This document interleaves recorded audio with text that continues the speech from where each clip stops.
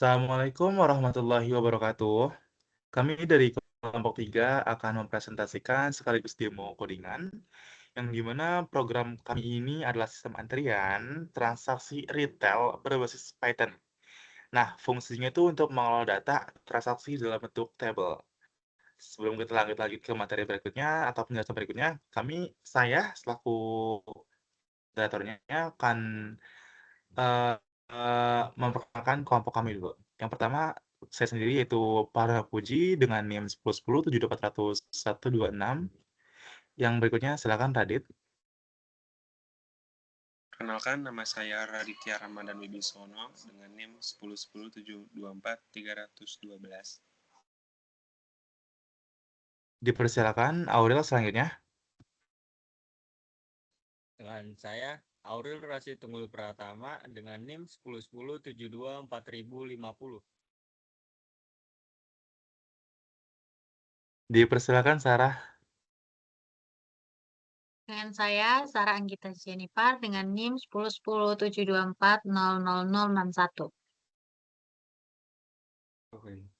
Oke, dipersilakan Dilan. Saya Dilan Alif Justin Zai dengan NIM 1010724057. Oke, jadi kita langsung masuk aja. Kami akan memperlihatkan codingan kami. Oke, jadi ini adalah codingan kami di mana kita punya gambaran umum programnya yang tabel itu berisikan, codingan itu berisikan seperti menambah transaksi, melihat transaksi, mengubah transaksi, menghapus transaksi, serta mencari transaksi dan menyimpan data ke CSV. Maaf. Nah, data utama itu disimpan di file retail underscore transactions underscore dataset.csv.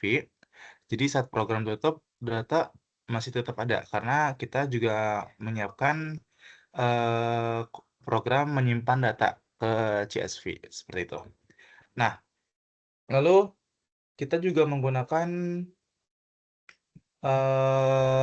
library-nya, yaitu yang pertama ada import pandas SPD, di mana ini dipakai untuk mengelola data dalam bentuk table atau data frame seperti biasa, seperti baca CSV, tambah data, filter data, dan simpan ke CSV.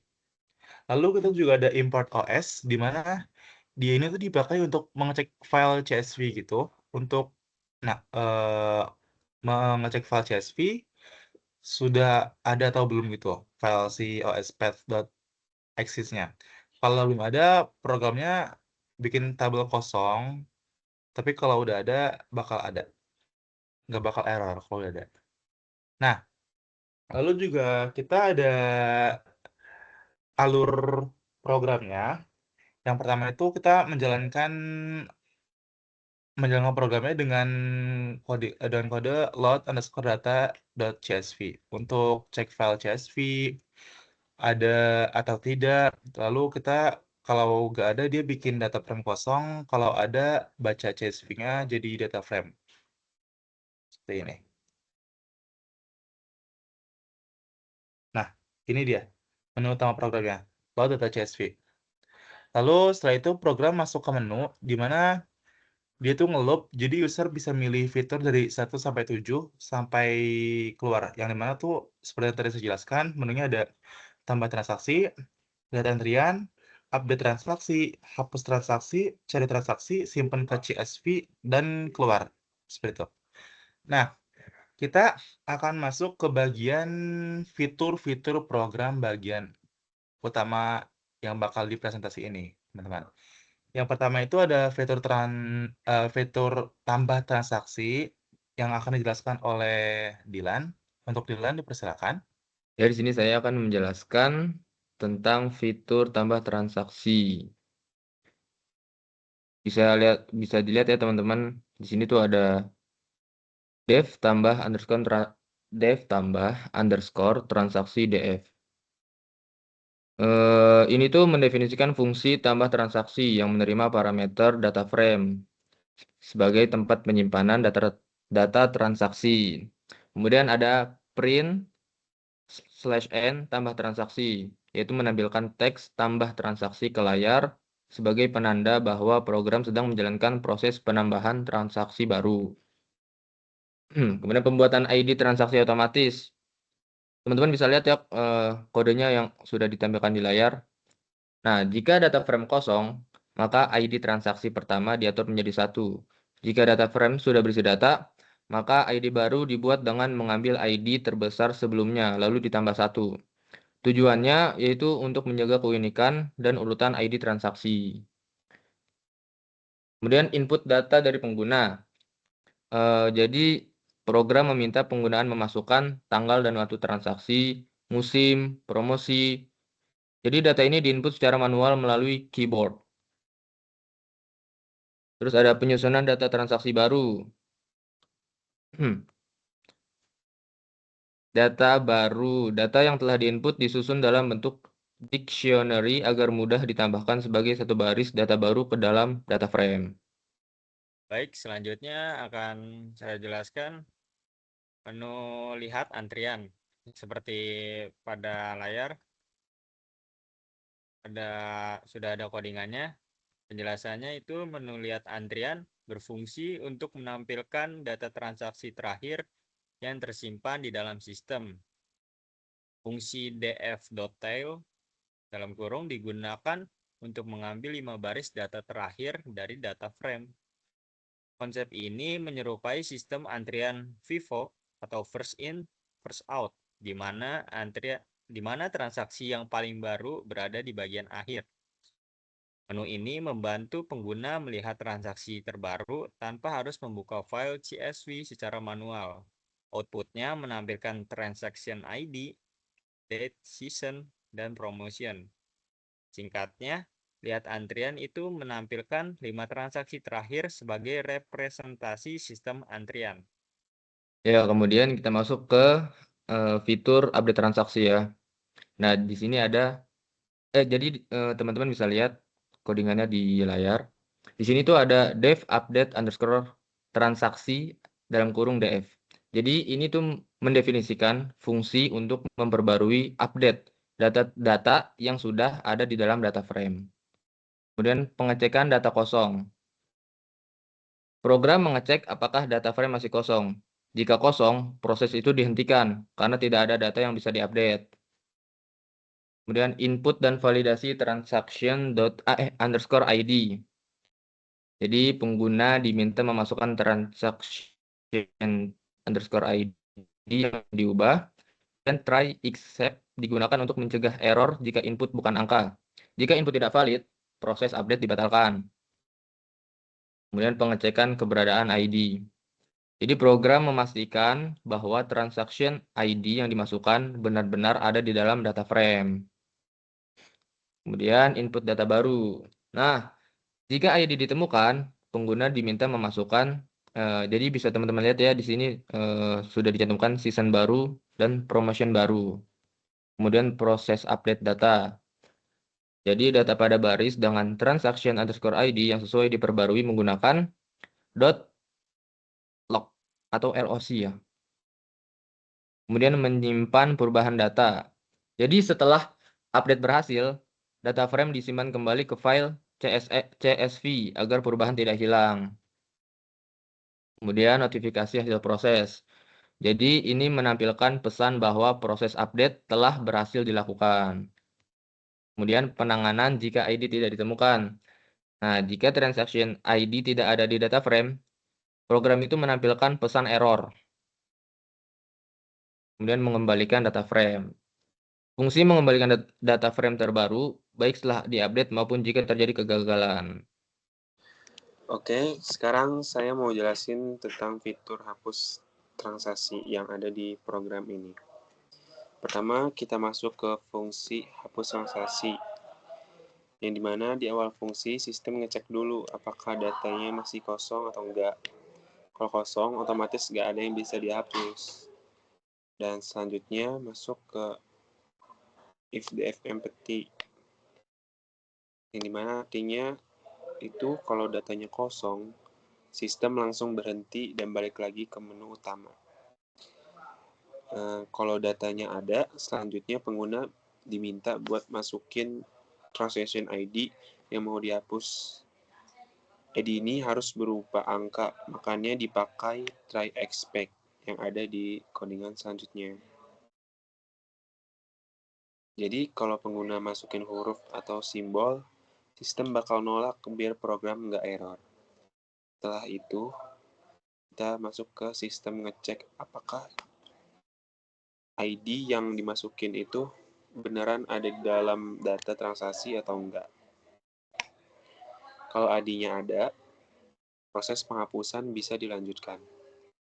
Lalu proses hapusnya itu sendiri dilakukan dengan cara memfilter datanya. Data yang ID-nya sama dengan ID yang dimasukkan bakal dihilangin. Seperti codingan selanjutnya ini. Jadi yang tersisa cuma transaksi lain yang ID-nya berbeda. Dan selanjutnya, setelah data berhasil dihapus, sistem langsung nyimpen data terbaru ke file CSV supaya perubahannya permanen. Seperti ini, save data CSVDF. Yang artinya itu, pas program dijalankan ulang, data yang tadi dihapus sudah nggak muncul lagi. Tapi kalau ID yang dimasukin ternyata nggak ada di data, sistem bakal ngasih pesan kayak gini, ID tidak ditemukan. Dan nggak ada data yang berubah. Terakhir, fungsi ini bakal kembaliin data yang sudah diperbarui supaya bisa dipakai lagi di menu utama dengan codingan return df. Nah, singkatnya, jadi fitur ini itu fitur hapus transaksi ini bekerja dengan cara validasi input, ngecek ID, menghapus data berdasarkan transaction ID, lalu langsung menyimpan perubahan ke CSV. Dengan begitu, data transaksi tetap rapi dan aman nantinya. Terima kasih. Di sini saya jelaskan codingannya sudah ditampilkan di layar. Nah, jadi di sini kita bisa lihat ada dev cari transaksi. Nah, ini adalah fungsi untuk mencari data transaksi dari data yang sudah tersimpan di CSV dan dimasukkan ke dalam data frame.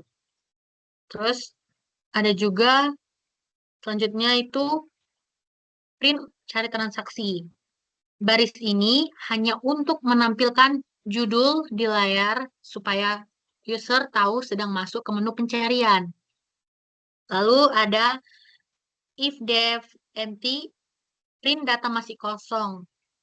Nah, di sini artinya program mengecek apakah data transaksi sudah ada atau belum. Kalau masih kosong, pencarian dihentikan karena tidak ada dong yang bisa dicari datanya. Lalu ada bagian menampilkan pilihan pencarian. Nah, program ini memberikan beberapa pilihan cara pencarian supaya user bisa mencari data sesuai kebutuhan. Bisa kita lihat itu cari berdasarkan ada transaction ID, ada date, season, promotion. Lalu ada opsi input pilih 1, 2 atau 2 atau 3 atau 4. Nah, program ini menyimpan pilihan user ke dalam variabel opsi. Fungsi strip digunakan agar input lebih rapi dan tidak ada spasi yang mengganggu. Lalu ada mencari berdasarkan ID transaksi. Di situ sudah kita lihat codingannya if opsi sama dengan 1, maka nanti opsi 1 akan muncul. Jadi, jika user memilih opsi 1, program akan mencari data dengan ID transaksi yang sama persis dengan input user. Lalu ada cari berdasarkan tanggal. Program mencari data tanggal yang mengandung kata kunci yang dimasukkan user, jadi tidak harus sama persis. Tuh. Nah, berdasarkan season. Program akan menampilkan semua transaksi yang seasonnya sesuai dengan kata kunci user. Lalu, cari berdasarkan promotion. Program menampilkan transaksi berdasarkan jenis promo yang dimasukkan user. Nah, di sini ada jika pilihan salah. Jadi, jika user memasukkan pilihan selain 1 sampai 4, program akan menampilkan pesan error dan menghentikan proses. Lalu menampilkan hasil, itu yang if hasil empty, data tidak temukan. Else, print hasil pencarian. Nah, itu program mengecek apakah hasil pencarian ada atau tidak. Kalau ada, datanya akan ditampilkan. Kalau tidak ada, muncul pesan bahwa data tidak ditemukan. Oke, selanjutnya itu adalah simpan ke CSV. Nah, simpan ke CSV ini itu dia menggunakan def save data underscore CSV dengan ini seperti ini. Def maaf. Save data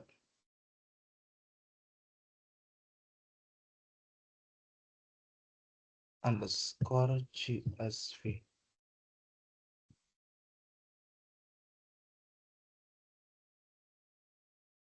Nah, ini adalah codingan dari simpan data, di mana def ini yaitu merupakan data frame-nya yang dipakai di program ini. Jadi fungsinya buat manggil kapanpun kalau misal datanya diubah gitu loh. Nah, terus juga kita ada df2 underscore CSV-nya yang dimana itu tuh untuk proses menyimpan ke CSV-nya. Seperti ini. Ini. Yang ini untuk menyimpan ke si CSV-nya. Nah, terus kenapa kita harus pakai indeks sama dengan false? Ini kan ada indeks sama dengan false ya. Nah, dia tuh fungsinya tuh sebagai data frame gitu loh, punya indeks bawaan, jadi 0, 1, 2, 3 gitu.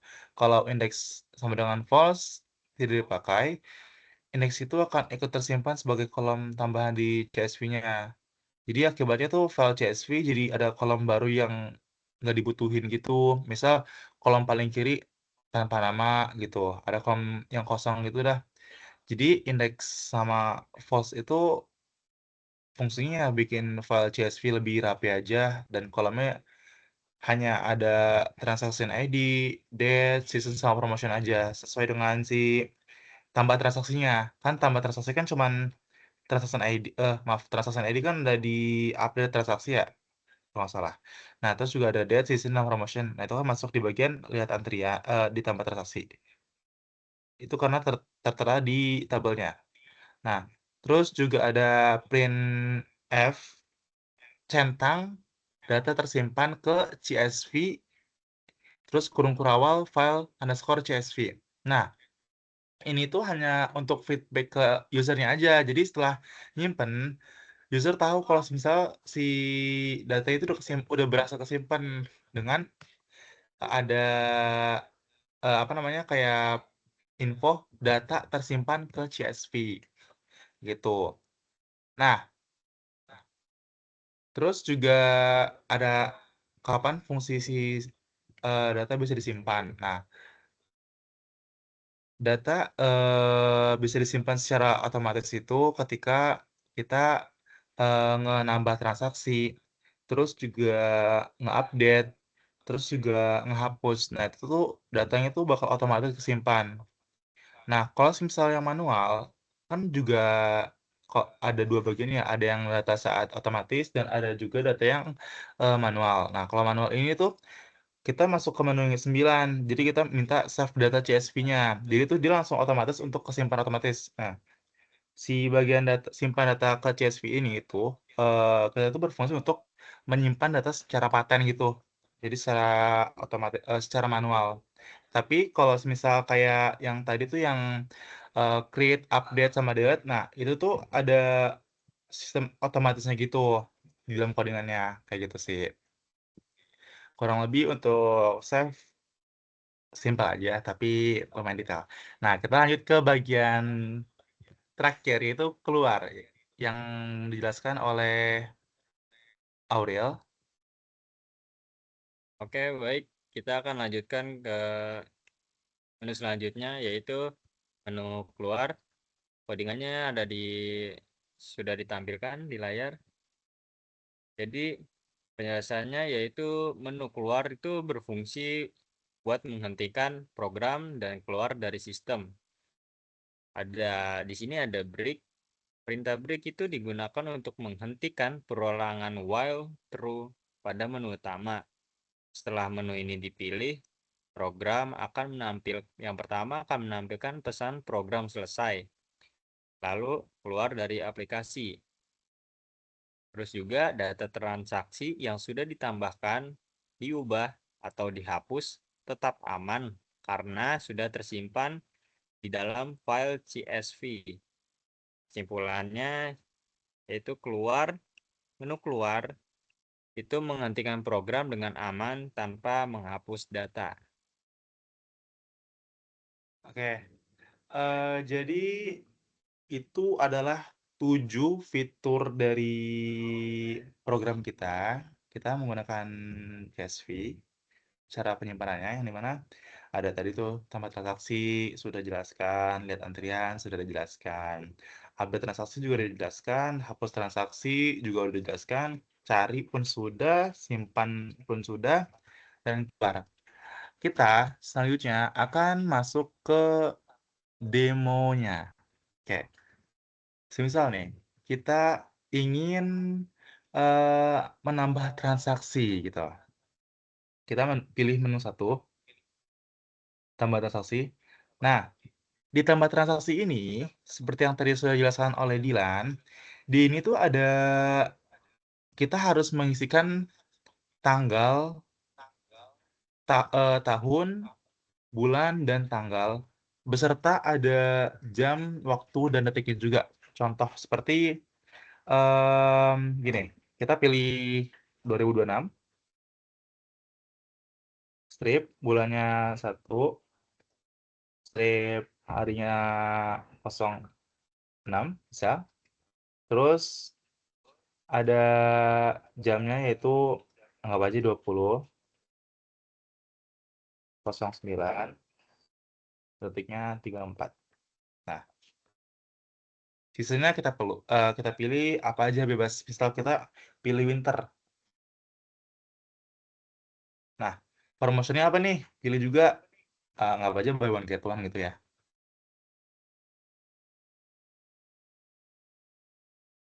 Oke.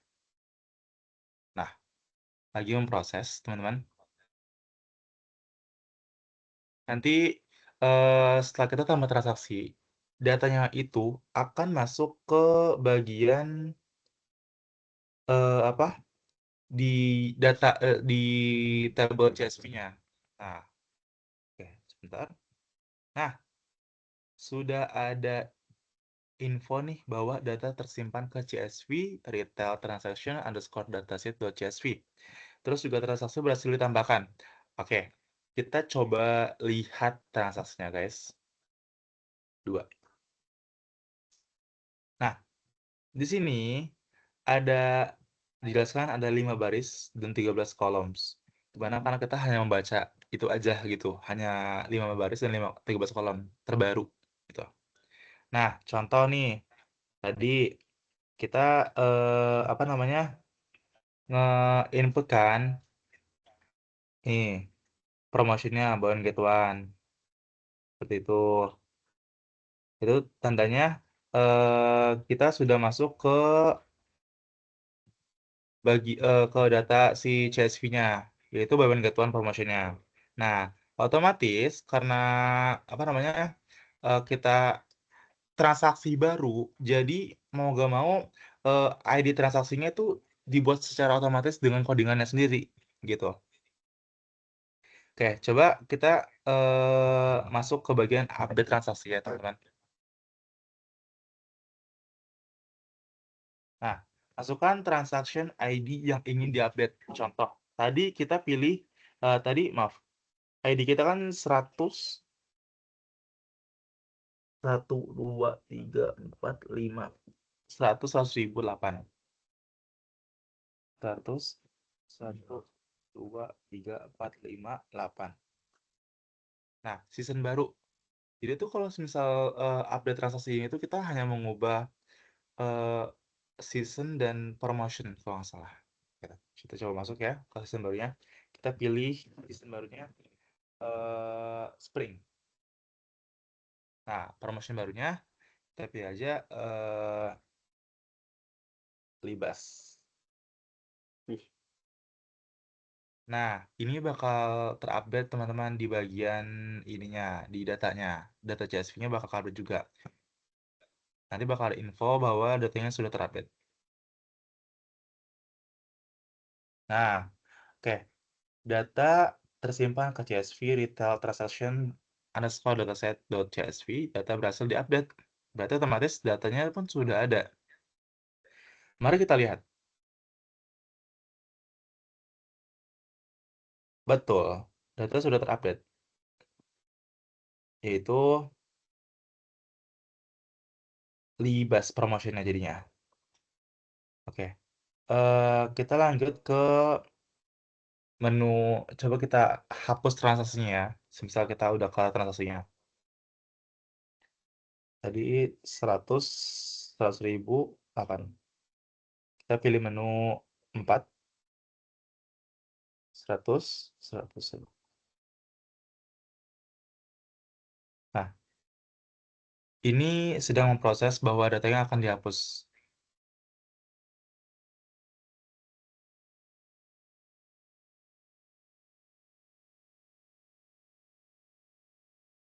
Oke.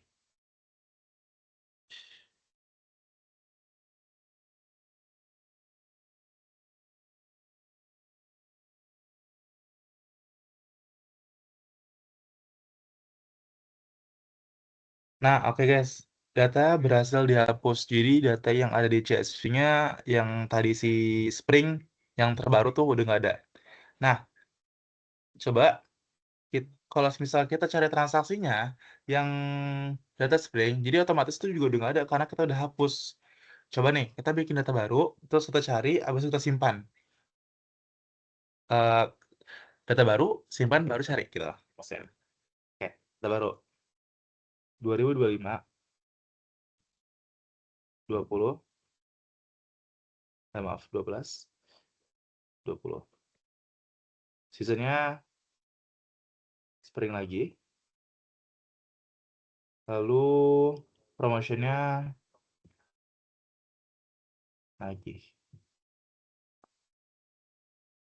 Nah, kalau ditambah transaksi itu bakal otomatis simpan. Jadi sebenarnya nggak perlu klik simpan ke CSV juga sih. Nah, kalau misal simpan ke CSV itu untuk kayak untuk closing aja. Jadi biar paten untuk simpan gitu lagi. Simpan manual gitu.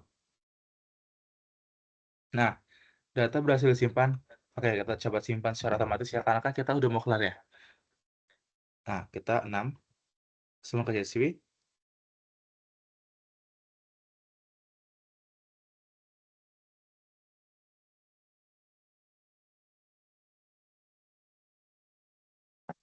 Sabar.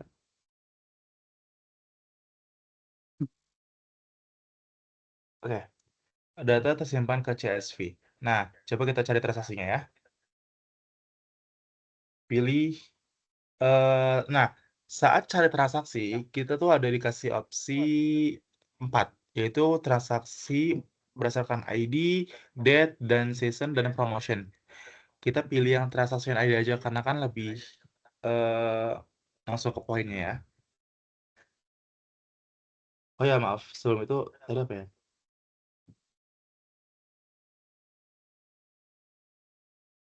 Spring.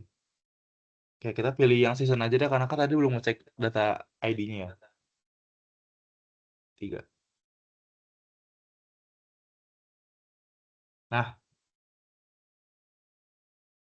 Nah, ini data terbaru kita.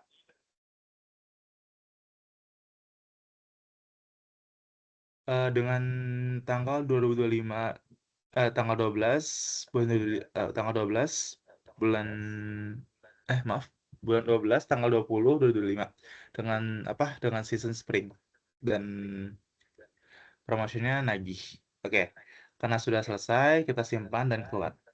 Sudah selesai simpan, Kita karena sudah selesai, langsung kita keluarkan. Program selesai.